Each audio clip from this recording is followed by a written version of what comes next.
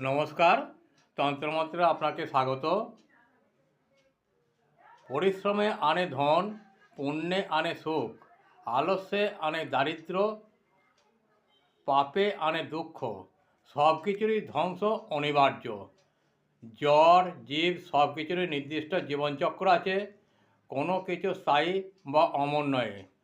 যখন কোনো ব্যক্তি তার লক্ষ্যকে প্রাপ্ত করে ফেলে তখন তার জীবনের সব দুঃখ ঘুচে যায় এবং জীবনে নতুন আনন্দ ও খুশিতে ভরে ওঠে।